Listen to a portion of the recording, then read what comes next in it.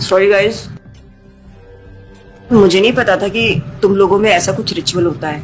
हाँ, प्रे तो करना चाहिए। हम हमेशा खाने से पहले अल्लाह ताला से प्रे करते हैं। यस, रिचुअल नहीं स्पिरिचुअल। हम ही पहले भगवान को भोग ऑफर करते हैं और उसके बाद प्रे करके खाते हैं। लेकिन तुम्हारा भगवान यहाँ आके कैसे खा सकता है? जैसे वो तुम्हारी दुआ कानों से सुन सकता है, वो वैसे ही यहाँ पर आके खा भी सकता है। भगवान का फॉर्म पर्सनल है। अगर वो कानों से सुन सकते हैं तो मुंह से आके खा भी सकते हैं। उनके कान और मुंह दोनों है। शालिनी, तुम प्रे नहीं करती खाना खाने से पहले? नहीं, लेकिन मेरे चाचा ने एक बार कहा था कि हमको वो गॉड ऑफ फूड को और फार्मर्स को थैंक यू बोलना चाहिए। You mean Annapurna Devi? What? God of food. Yes, हमें उन्हें थैंक करना चाहिए और साथ में फार्मर्स को भी। But I believe in watering the roots. देखो, हम हमेशा क्रिएशन को तो अप्रिशिएट करते ही हैं, लेकिन हम क्रिएटर को ना अप्रिशिएट करना भूल जाते हैं। अभी सोचो, पानी ना हो, हवा ना हो, उपजाऊ मिट्टी या धरती माँ ना हो, तो फार्मर क्या कर लेगा? So I believe that we should be thanking the Creator, the Lord, who is providing us with all the basic necessities. Point. अब तुम किस किस को थैंक करेगा? वैसे भी तुम्हारे 33 करोड़ तो देवी देवता है। बताओ, किस किस को थैंक करेगा तुम? और शांति, तुम बताओ, तुम किस गॉड को मानता है? मैं ऐसे किसी गॉड को नहीं मानती, लेकिन I think Shiva is a big god. See, I am very sorry, but आपने अपने वो बड़े भगवान का स्टोरी तो सुना होगा ना, जहाँ वो अपनी मरी हुई वाइफ को शोल्डर पर लेकर पूरे इंडिया का चक्कर लगा रहा है। अब तुम मुझे बताओ, जो गॉड अपनी वाइफ के मरने पे ऐसे कॉमन मैन की तरह रोता है, वो गॉड हो सकता है क्या?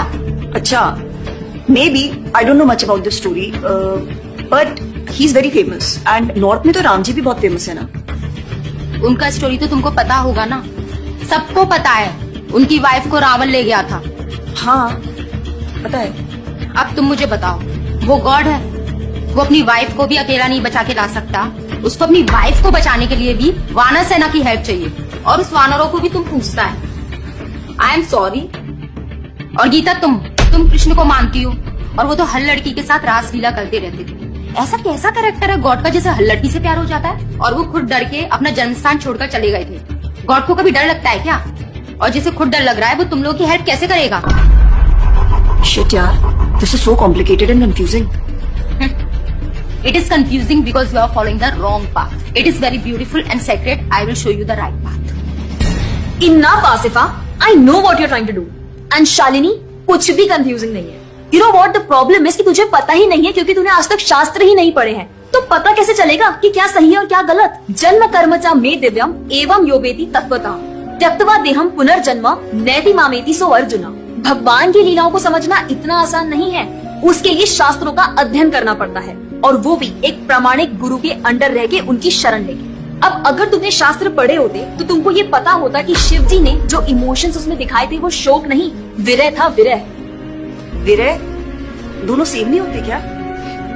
Let's start from the basics. शोक इज मटेरियल एंड विरह इज स्पिरिचुअल। शोक ना दुख की अनुभूति कराता है, whereas जो विरह है उसमें जो सेपरेशन की फीलिंग होती है ना, वो सुख का अनुभव कराती है। भगवान भगवत गीता में ना शोक करने वाले व्यक्ति को मूर्ख बताते हैं। गतासुम अगतासुमश्च नानु शोचन्ति Pandita. A wise man never laments for the living nor for the dead. Bhagavad Gita chapter 2 text 11। अपनों की मौत पे आंसू बहाना शोक है, लेकिन वही रामायण देखते देखते जो आंसू निकले ना, वो विरह है, विरह।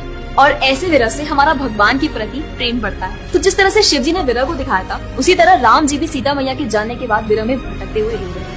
और यही नहीं, सीता देवी इतनी प्योर है ना कि उन्हें राम जी के अलावा कोई टच भी नहीं कर सकता था।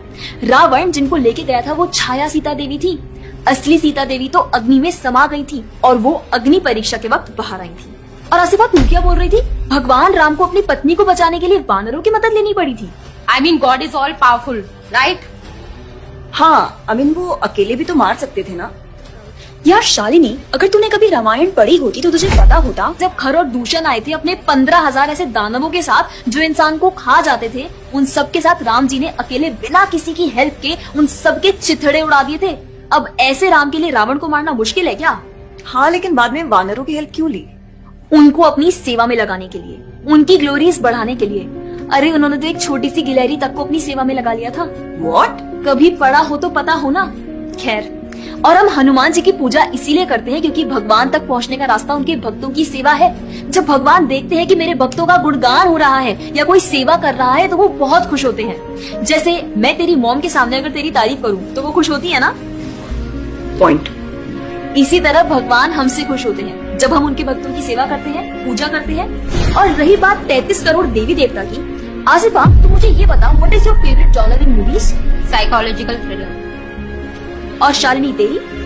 Romantic and comedy. एग्जैक्टली। जैसे हर किसी का अपने नेचर के अकॉर्डिंग फेवरेट जॉनर होता है, वैसे ही भगवान ने हर किसी के नेचर के अकॉर्डिंग व्यक्ति के लिए उसके नेचर के अनुसार वेद और पुराण दिए हैं। और उन्हीं पुराणों को फॉलो करके लोग अपनी देवी देवता की तरफ अट्रैक्ट होते हैं। और ये सभी देवी देवता भगवान की ही सेवा कर रहे हैं।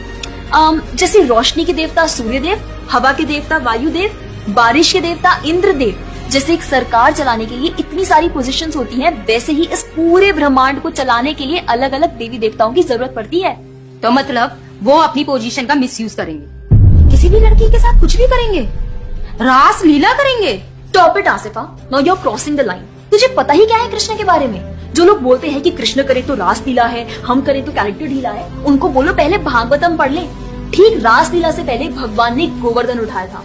उनको बोलो पहले जाके गोवर्धन पर्वत उठाए। पैदा होते ही पूतना को मारा था, बच्चे से एक मच्छर नहीं मारा जाता। When he was crawling, मुख में ब्रह्मांड दिखा दिया था। तू अपने मुंह में अपना ये हॉस्टल ही दिखा दे आसिफा। क्या तुम जानते हो द्वारका में भगवान श्री कृष्ण की 16,108 रानियां थी और सबके अलग अलग महल थे और हर एक महल में श्री कृष्ण सबके साथ होते थे एक ही समय पर। रोज सारी रानियां कृष्ण से खुश थी और उन सबकी जरूरतें कृष्णा पूरी करते थे। क्या किसी नॉर्मल से इंसान के लिए ये सब संभव है? आज के टाइम पे तो एक ही नहीं संभलती, लेकिन उस टाइम सारी रानियां एक दूसरे के साथ खुश थी और उन्हें खुश कृष्ण रखते थे। क्यों? क्योंकि वो भगवान है। और रही बात ब्रज की गोपियों के साथ रास लीला करने की, तो इतना जान लो कि रास लीला के टाइम पर करोड़ों गोपियां थी और कृष्ण पूरे टाइम हर एक गोपी के साथ मौजूद थे और उनके साथ डांस कर रहे थे एक टाइम पे करोड़ों गोपियों के साथ। ये सब बहुत डीप लीलाएं हैं और ये सब तभी पता चलेगी जब साधुओं के संग में रह के शास्त्रों को पढ़ा जाएगा। हवा में तीर चलाने से या सुनी सुनाई बातों पर यकीन करने से कुछ नहीं होने वाला। और रही बात अपने भक्तों को बचाने की, तो भगवान ने तो अपने भक्त परीक्षित महाराज को गर्भ में बचाया। 5 साल के प्रहलाद महाराज के लिए नरसिंह अवतार लेकर आए और उनको बचाया। यहाँ तक कि वो अपने गुरुदेव सांदीपनि मुनि के बेटे को मरने के बाद वापस लाए और उनको जिंदा किया। आई एम रियली इम्प्रेस्ड यार। हिंदू होते हुए भी मुझे फैक्ट्स पता ही नहीं थे। मेरे पेरेंट्स ने मुझे कभी इन सब चीजों के बारे में बताया ही नहीं। हाँ, पेरेंट्स की तो गलती है, लेकिन हम भी तो वही कर रहे हैं जो उन्होंने किया। We are not learning about our culture, not reading Ramayan, Mahabharat और भगवत गीता। आजकल तो ये सब कुछ रीड करना बहुत इजी भी है यार। Everything is available on our phones, and the problem is that we don't want to learn। और इसीलिए हमें कोई कुछ भी बोलता है और हम उसे मान लेते हैं और अपने बिलीफ को चेंज करने के लिए रेडी हो जाते हैं। एक्चुअली में पता है, किसी का हार्ट ट्रांसफॉर्म करना है तो प्यार से करो, ज्ञान से करो, पैसे और तलवार से नहीं। और अब बारी आपकी है। अगर आप भी चाहते हैं कि कोई एड़ा गेड़ा नत्थु गेड़ा अगर आपको कुछ भी ना बोल जाए, आपका बेवकूफ ना बनाए, तो जाइए और अपने कल्चर के बारे में जानिए, ग्रंथ पढ़िए और अपने बच्चों को भी पढ़ाइए। जाकर इस वीडियो को जितना हो सके उतना शेयर करिए ताकि कोई और लड़का या लड़की इस केरला स्टोरी का शिकार ना बने। और हाँ, इस वीडियो को लाइक करें और भक्ति टुडे चैनल को सब्सक्राइब करें।